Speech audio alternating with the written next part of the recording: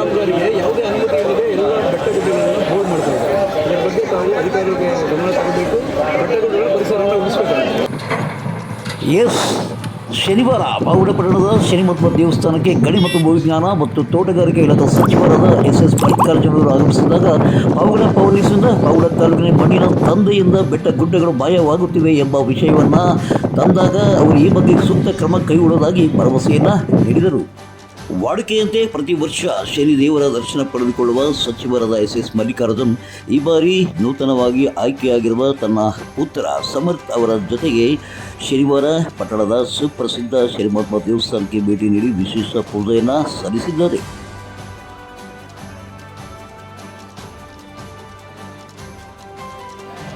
ಈ ವೇಳೆ ದೇವಸ್ಥಾನದ ಪ್ರಧಾನ ಅರ್ಚಕರು ರಾಜಗುರು ವೇದಬ್ರಹ್ಮ ಅನಂತರ ಭಟ್ ಅವರು ತೈಲಾಭಿಷೇಕ ಪೂಜೆಯನ್ನು ನೆರವೇರಿಸಿದ್ದಾರೆ.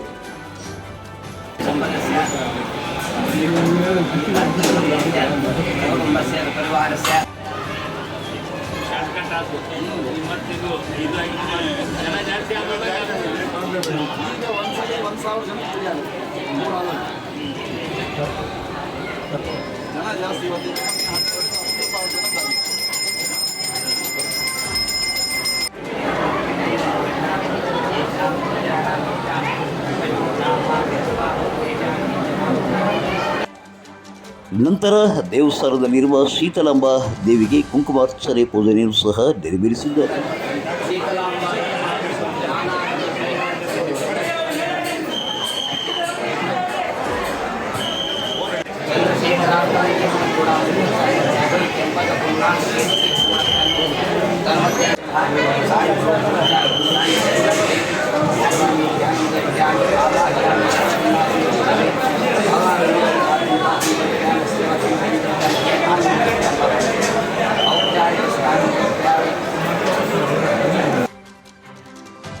ಪೂಜಾ ನಂತರ ದೇವಸ್ಥಾನದ ಸಮಿತಿ ವತಿಯಿಂದ ಸಚಿವರನ್ನು ಮತ್ತು ಶಾಸಕರನ್ನು ಸತ್ಕರಿಸಲಾಯಿತು. ಈ ವೇಳೆ ಬಂಡು ಮಾಫಿಯಾ ದಂಧೆಕೋರರು ಬೆಟ್ಟಗುಡ್ಡಗಳನ್ನು ಮಾಯ ಮಾಡುತ್ತಿದ್ದಾರೆ ಎಂಬ ವಿಷಯವನ್ನು ಸಚಿವರ ಗಮನಕ್ಕೆ ತಂದಾಗ ಈ ಬಗ್ಗೆ ಸೂಕ್ತ ಕ್ರಮ ಕೈಗೊಳ್ಳಲಾಗುವುದು ಎಂದು ಸರ್, ತಾವು ಗಣಿ ಮತ್ತು ಭೂವಿಜ್ಞಾನ ಇಲಾಖೆ ಸಚಿವರಾಗಿದ್ದೀರಾ. ಪಾವಗಡದಲ್ಲಿ ಏನಾಗಿದ್ದಾರೆ, ಎಲ್ಲ ಬೆಟ್ಟಗುಡ್ಡಗಳನ್ನು ಬೋಳಿಸ್ತಾ ಇದ್ದಾರೆ. ನಮ್ಮ ಇಲಾಖೆಯವರು ತುಂಬಿರೋದಿದ್ದಾರೆ. ಪಾವಗಡದಲ್ಲಿ ಯಾವುದೇ ಕಚೇರಿ ಇಲ್ಲ. ಈಗ ರೈಲ್ವೆ ಕಾಮಗಾರಿಗೆ ಯಾವುದೇ ಅನುಮತಿ ಇಲ್ಲದೆ ಎಲ್ಲ ಬೆಟ್ಟಗುಡ್ಡಗಳನ್ನು ಬೋರ್ಡ್ ಮಾಡ್ತಾ ಇದ್ದಾರೆ. ಅದರ ಬಗ್ಗೆ ತಾವು ಅಧಿಕಾರಿಗಳಿಗೆ ಗಮನ ತಗೋಬೇಕು. ಬೆಟ್ಟಗುಡ್ಡಗಳ ಪರಿಸರವನ್ನು ಉಳಿಸಬೇಕಾಗುತ್ತೆ. ಸರ್, ಮೊದಲನೇ ಬಾರಿಗೆ ಮಗನ ಜೊತೆ ಬಂದಿದ್ದೀರಾ, ಹೇಗೆ ಅನ್ನಿಸ್ತದೆ? ಮೊದಲನೇ ಸಲ ಸರ್, ಅಲ್ಲ, ಶಾಸಕರಾದ ಮೇಲೆ ಅದೇ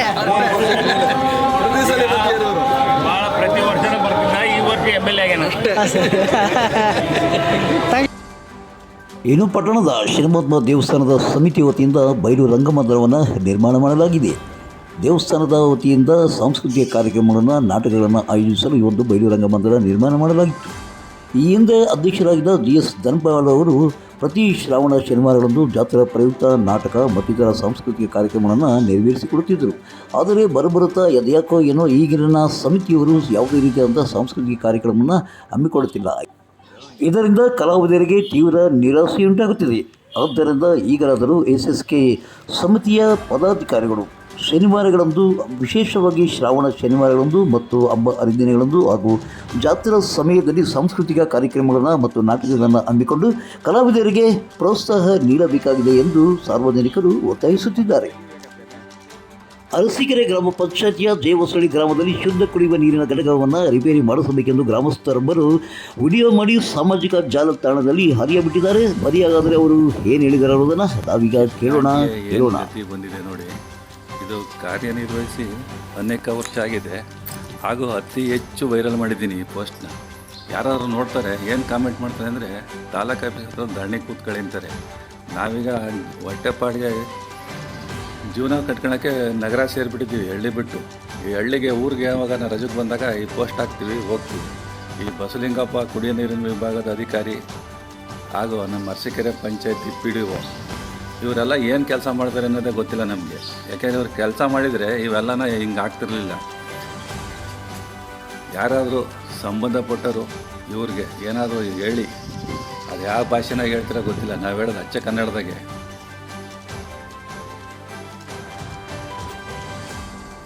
ಆದಷ್ಟು ಬೇಗ ಈ ಪ್ಲ್ಯಾಂಟ್ನ ರಿಪೇರಿ ಮಾಡೋಕ್ಕಂತೂ ಬರೋಲ್ಲ, ಹೊಸ ಪ್ಲ್ಯಾಂಟ್ ಕೊಡಿಸ್ಬೇಕು ನೋಡಿ. ಕಿಟಿಗೆ ಈ ಬಾಗಿಲು ಗಾಜುಗಳು ಎಲ್ಲ ಹೊಡೆದೋಗ್ಬಿಟ್ಟವೆ. ಯಾಕೆಂದರೆ ಇಲ್ಲಿ ಯಾರು ನೋಡ್ಕೊಂಡಾರಿಲ್ಲ, ಇದನ್ನು ಮೇಂಟೆನೆನ್ಸ್ ಅನ್ನೋದು ಇಲ್ಲವೇ ಇಲ್ಲ.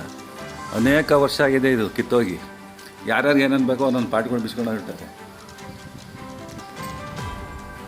ಯಾರಾದರೂ ಒಟ್ಟಿಗೆ ಅನ್ನ ತಿನ್ನೋರು ಇದ್ದರೆ ಪಿಜ್ಜಾ ಬರ್ಗರ್ ಬೇಡ, ಅನ್ನ ಮುದ್ದೆ ನಮ್ಮ ಹಳ್ಳಿದು ತಿನ್ನೋರಿದ್ದರೆ ಬಂದು ರಿಪೇರಿ ಮಾಡಿಸ್ಕೊಡ್ರಿ. ಇದನ್ನು ಫಸ್ಟು ಇದನ್ನು ನಮ್ಮ ಶಾಸಕರಿಗೆ ತಲುಪೋ ತನಕನ ಶೇರ್ ಮಾಡಿ. ಪಾಪಣ್ಣ VH ಪಾಳ್ಯ, ರಮೇಶ್ HV, ಲಿಂಗು ಪಾಳ್ಯಗಾರ, ಅಭಿವೃದ್ಧಿ ಅಧಿಕಾರ ನಮ್ಮ ನಸಗೌಡರು, ಇವ್ರು ಸಹ ಏನು ಮಾಡ್ತಾರೋ ನೋಡೋಣ.